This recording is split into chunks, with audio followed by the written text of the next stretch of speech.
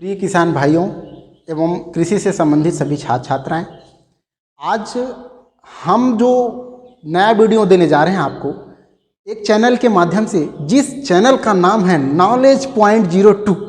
बहुत ही विशेष और ज्ञानवर्धक चैनल, जिसमें कृषि से संबंधित, फसलों, पशुपालन से संबंधित तथा कृषि से संबंधित सभी ज्ञानों के बारे में लाइव वीडियो आता ही रहेगा। जिसमें आज हम मुख्य फसल आलू के बारे में बात करेंगे, आलू में रोग के बारे में बात करेंगे, जिसमें आलू में मुख्यतः दो रोग लगती हैं, जिसका नाम है आलू का अगेती झुलसा रोग, आलू का पछेती झुलसा रोग, जिसे अल्टरनेरिया लीफ ब्लाइट या अर्ली ब्लाइट ऑफ पोटैटो बोलते हैं, जिसको पछेती झुलसा means late blight of potato बोलते हैं। तो सर्वप्रथम आज हम बात करेंगे early blight of potato means अगेती झुलसा रोग या अगेता झुलसा रोग के बारे में। यह एक कवक जनित रोग है। यह बीमारी एक सामान्य कवक द्वारा लगाई जाती है, जिस कवक का नाम है अल्टरनेरिया सोलेनाई। कवक जनित रोग है और इस कवक का नाम है अल्टरनेरिया सोलेनाई। मित्रों, जब आलू की फसल पे यह बीमारी आती है अल्टरनेरिया सोलेनाई, वो निम्नलिखित तरीके के लक्षण देती है। जैसे आलू की बुआई के 4 से 5 सप्ताह बाद, आप कह सकते हैं 1 से 1.5 महीने बाद, एक बीमारी आती है जिसे अगेती झुलसा कहते हैं। उस बीमारी में पौधे की पत्तियों पर छोटे छोटे स्पॉट पड़ जाते हैं। वो छोटे स्पॉट एक हो सकते हैं, एक से अधिक हो सकते हैं और पूरी पत्ती पे बिखरे पड़े होते हैं।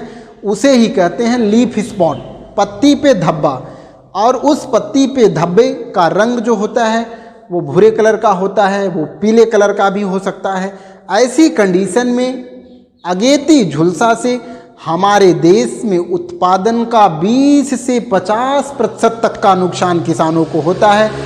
अन्यथा इस बीमारी से बचने के लिए हम आज एक वीडियो दे रहे हैं आपको, जो बहुत ही ज्ञानवर्धक और आज के समय के हिसाब से आपकी फसल भी लग चुकी है तो रोग के प्रबंधन के लिए भी काफ़ी कारगर साबित होने वाला है। और इसके लक्षण के बारे में मैं आपको बता दूं कि अल्टरनेरिया ब्लाइट ऑफ पोटैटो जो होता है वो पौधे की पत्ती पे आता है। जो बीमारी सामान्यतः 28 to 30 से 30 डिग्री सेल्सियस वाले तापक्रम पे आता है। ऐसी कंडीशन में पत्ती बीमार हो जाती है और उस पत्ती पे छोटे छोटे भूरे, काले, हल्के पीले कलर के धब्बे पड़ने लगते हैं। ये सिम्टम देखिए, जनरली आपको दिखाया गया कि ऐसे इस प्रकार के सिम्टम अल्टरनेरिया ब्लाइट के आते रहते हैं। तो ऐसी कंडीशन में यह कवक जनित बीमारी मृदा जनित है, मीन्स मिट्टी से उत्पन्न होती है। जानते हैं क्यों? अगर आपकी फसल गत वर्ष मतलब पिछले वर्ष जब आलू आप उगा रहे थे, तो अगर आपकी पत्ती पे अल्टरनेरिया झुलसा आ गया था तो उसका जो बीजाणु होता है, फंगस का स्पोर होता है, वो 12 से लेकर के 15 महीने तक, मीन समझते हैं 1 या 1 साल से अधिक, 1.5 साल तक वो मिट्टी में जीवित रहता है। फसल अवशेष है, पत्ती पे बीमारी है, पत्ती टूटकर मिट्टी में गिर गई।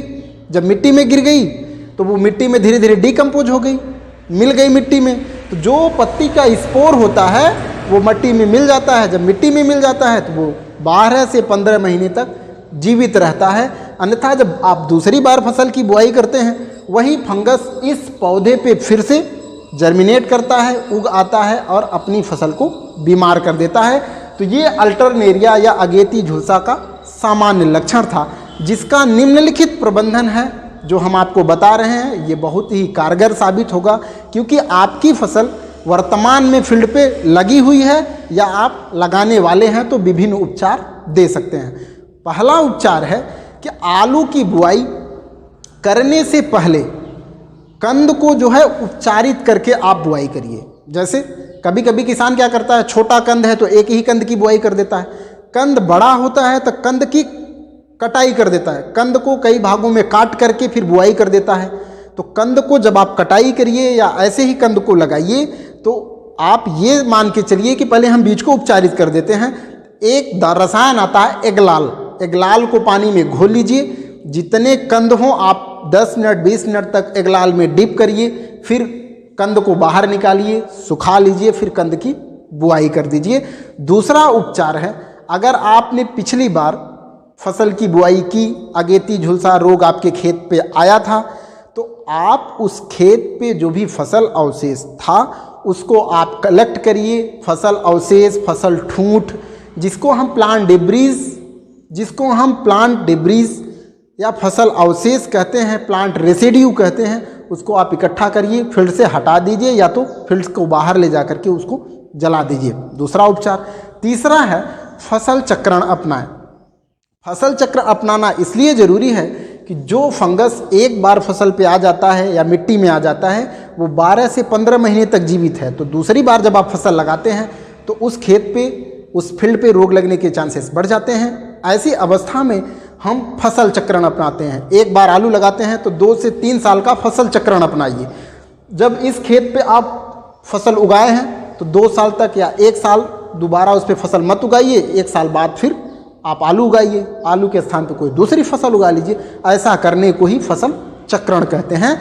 अगला है, जो आप कंद, ट्यूबर आप बुआई के लिए उपयोग करने जा रहे हैं किसानों या मित्रों, मीन्स वो कंद जो होगा, वो बीज जो होगा, कंद होगा, ट्यूबर जो होगा, वो रोग रहित होना चाहिए, स्वस्थ बीज हो, पहले से ही वो बीमार बीज ना हो। स्वस्थ बीज को आप उपयोग में लाइए, इससे बीमारियों को हद तक कम किया जा सकता है, मैक्सिमम 99% तक कम किया जा सकता है। तो रोग रहित प्रजातियों का आप उपयोग करिए और रोग रहित क्षेत्र का उपयोग करिए। जैसे आपको पता हो कि यहाँ बीमारी आई थी तो आप वहाँ आलू लगाने से बचिए, क्योंकि आप आलू लगाएंगे तो पहले से रोग रहित है। और आपको ये भी बता दिया गया कि ये जो फंगस होता है, इसका स्पोर, इसका बीजाणु जो होता है 12 से 15 महीने तक मिट्टी में जीवित रहता है।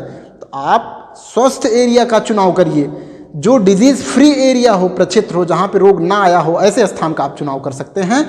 अगला उपचार है, अगर आपकी फसल स्टैंडिंग हो गई है, खड़ी क्रॉप हो गई है, ऐसी अवस्था में आप कवकनाशी का प्रयोग करिए। जैसे सिम्टम दिखने लगे, जब आलू की फसल लगती है, आपको बताएं कि आलू की फसल की बुआई के 4 से 5 सप्ताह बाद, या कह लीजिए आप 30 से 40 दिन के बाद सिम्टम आने लगता है। ऐसी अवस्था में आप विभिन्न कवकनाशियों का प्रयोग उस अपने आलू की फसल पे कर सकते हैं।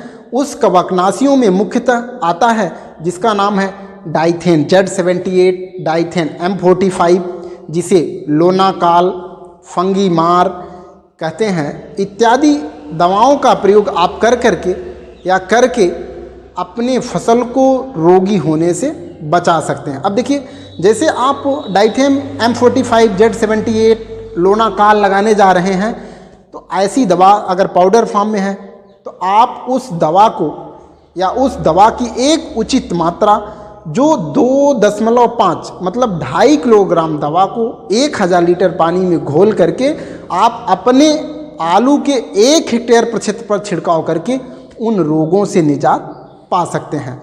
अगला, जब आप आलू पे सिम्टम आ चुका हो तो आप कोई भी रसायन लेते हैं तो कम से कम 2 से 3 छिड़काव करिए। जैसे आप डाइथेन Z78 लेते हैं, डाइथेन M45 लेते हैं, या कोई अदर दवा लेते हैं, कोई दूसरी फंजीसाइड लेते हैं, तो उसमें जैसे एक उचित दवा आती है मार्केट में जो आसानी से मिल जाती है, जिसे जो फंजीसाइड होती है जिसका नाम है कवच, दवा का नाम है कवच, नाम से वो आती है मार्केट में, जिस दवा का प्रयोग 0.2% की दर से 2 ग्राम दवा को 1 लीटर पानी में आप घोल लीजिए और कवकनाशी के रूप में स्प्रेयर के माध्यम से आप प्रक्षेत्र पे छिड़काव कर दीजिए। बहुत ही अच्छा गुड इफेक्ट देता है, बहुत ही अच्छा प्रभाव डालता है, फसल को रोगी होने से बचाता है। नेक्स्ट है, एक कवकनाशी आता है क्लोरोथैलोनिल, एक ऐसा कवकनाशी जो 0.2% का होता है। ये कवकनाशी 2 ग्राम दवा 1 लीटर पानी में आप मिला करके इसका आलू की खड़ी फसल पे छिड़काव करने से फसल को सुरक्षा प्रदान होती है। ऐसी कंडीशन में जो आलू का अगेती अंगमारी रोग है या अर्ली ब्लाइट ऑफ पोटैटो है, जो एक कवकनाशी रोग है, रोग से निजात पा सकते हैं। और लास्ट उपचार है कि आप आलू की जो फसल उगाने जा रहे हैं उसमें आप रोग प्रतिरोधी किस्मों का चयन करिए, जिसे कहते हैं डिजीज रेसिस्टेंट वैरायटी। रोग रोधी किस्में क्यों ग्रो कराते हैं? इसलिए ग्रो करते हैं, उगाते हैं कि उसमें रोग नहीं लगता या रोग 99% तक नहीं लगता। ऐसे में देखिए हम आपको कुछ प्रजातियों का नाम बताएंगे जो अगेती झुलसा की रोगरोधी होती हैं, जिसमें वैरायटी है कुफरी अलंकार, कुफरी नवीन, कुफरी सिंदूरी, कुफरी जीवन इत्यादि वैरायटियां सामान्यतः जो बाजार में उपलब्ध हैं जो अगेती झुलसा की रोगरोधी वैरायटियां हैं। कुछ संकर किस्में हम आपको बता देते हैं किस मित्रों, जिसमें JH222, E8486, E4446, D79 तथा R181 इत्यादि संकर किस्में हैं जो अगेती झुलसा की रोगरोधी हैं। किसानों, मित्रों, कृषि से संबंधित छात्र, आप इसकी सलाह लीजिए।